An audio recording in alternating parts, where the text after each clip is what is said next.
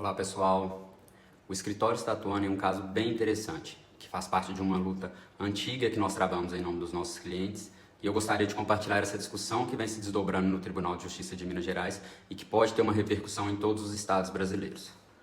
Nós atuamos para muitas empresas do transporte fretado de passageiros, e em diversas áreas do direito, como a empresarial, trabalhista, civil, administrativa e tributária. Especificamente contra essas duas últimas áreas, a administrativa e a tributária, o escritório vem realizando um trabalho sistemático na defesa desse setor perante o DR, que é o órgão estadual que faz a fiscalização do transporte fretado no estado de Minas Gerais, e perante a NTT, que é o mesmo órgão que faz a fiscalização no âmbito federal. Recentemente, o escritório elaborou uma tese de inconstitucionalidade de um artigo existente no Estatuto da Microempresa e da Empresa de Pequeno Porte, que é uma lei que habitualmente as pessoas se referem como a Lei do Simples Nacional. E a tese de inconstitucionalidade que elaboramos e apresentamos aqui no Tribunal de Justiça de Minas Gerais trata justamente de uma proibição das empresas do transporte fretado de aderirem ao regime de tributação instituído pelo Simples Nacional. Atualmente, as empresas do transporte fretado só podem aderir ao regime do Simples Nacional se a atividade exercida tiver as características de transporte fluvial, de transporte urbano ou se ela for realizada para o transporte de estudante ou de trabalhadores. Ou seja, se a empresa atua no transporte fretado de passageiros para o turismo, em tese, ela não poderia aderir ao regime do Simples Nacional.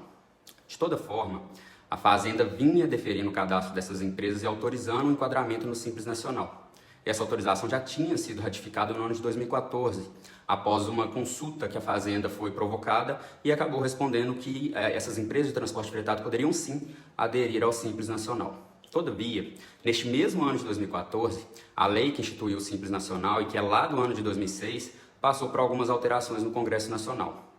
Quando essas alterações foram votadas, uma das comissões legislativas responsáveis por avaliar o projeto de lei, ela opinou pela exclusão desse artigo que limitava o acesso das empresas de transporte fretado no Simples Nacional.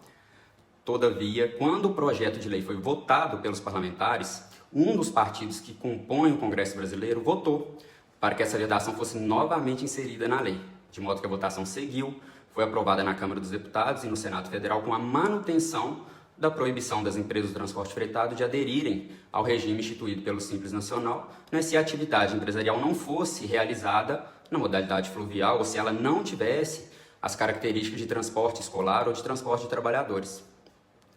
Diante dessa situação, o DR inseriu na lista de documentos que as empresas precisam apresentar no momento do cadastro a exigência para que fosse apresentado um comprovante de que a empresa recolhia o ICMS, fazendo com que a adesão ao Simples Nacional se tornasse um motivo de indeferimento do cadastro e de proibição da atividade em Minas Gerais, considerando que sem esse cadastro a empresa se torna ilegal e sofre as sanções previstas para essa atuação sem licença. Os veículos são apreendidos na estrada, enfim, tem uma série de consequências. Isso levou diversas empresas do setor a recorrerem ao judiciário para que o DR não proibisse o cadastro no sistema de autorização de viagens por causa do enquadramento no Simples Nacional, considerando que a Fazenda mantinha o deferimento da adesão ao Simples Nacional por essas empresas desse setor, uma vez que as atividades comerciais exercidas, geralmente elas englobam tanto o turismo quanto o transporte escolar, o transporte de funcionários. Ao longo da semana tem esses três tipos de transporte, habitualmente. Considerando o volume de ações que foram ajuizadas contra o DR por conta dessa exigência de apresentação de um comprovante do recolhimento do ICMS, o que comprovaria que a empresa não estava enquadrada no Simples, e verificando a ocorrência de diversos entendimentos divergentes entre os juízes que analisavam os casos, o Tribunal de Justiça decidiu instaurar um procedimento muito específico para solucionar todos esses processos de uma só vez. O tribunal ele vai analisar se o ato do DR de exigir o comprovante de recolhimento do ICMS, o que por via de consequência era um ato que avaliava se a empresa poderia estar enquadrada no Simples ou não, se esse ato era legal ou ilegal, considerando que previamente ao cadastro DR, a empresa já tinha ido na Fazenda, já tinha apresentado o seu cadastro no Simples Nacional e já tinha sido deferido. Então o tribunal, diante de todos esses casos que foram levados ao seu conhecimento, de todas essas ações que foram ajuizadas, ele decidiu julgar tudo de uma única vez. A partir daí, todos os processos em que o escritório atua e que tratam dessa ilegalidade no DR, eles foram suspensos até que o tribunal chegasse a um consenso entre os desembargadores que vão julgar o caso e proferisse uma decisão que avaliasse a legalidade ou não da conduta do DR.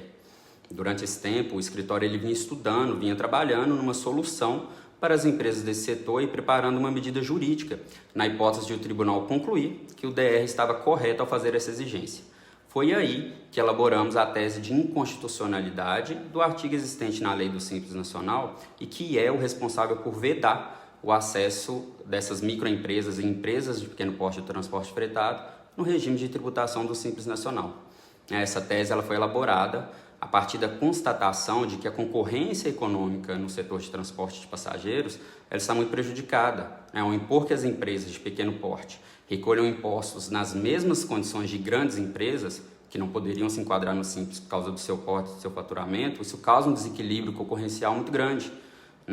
Após a pandemia da Covid-19, que afetou o setor de turismo de uma forma muito severa e prolongada, e do aumento sucessivo dos combustíveis que nós vimos no passado recente, a atividade das pequenas e médias empresas que fazem o transporte fretado de passageiros ela se tornou inviável. Economicamente, é impossível que esse setor sobreviva sem os incentivos que foram pensados para as micro e pequenas empresas na lei que criou o Simples Nacional. Paralelo a isso, o setor de transporte fretado ele está passando por uma transformação muito grande, semelhante à que nós vimos no passado com a chegada dos aplicativos de transporte no setor que era dominado por taxistas. A vedação de acesso ao Simples Nacional por empresas de transporte fretado que poderiam ser enquadradas nesse regime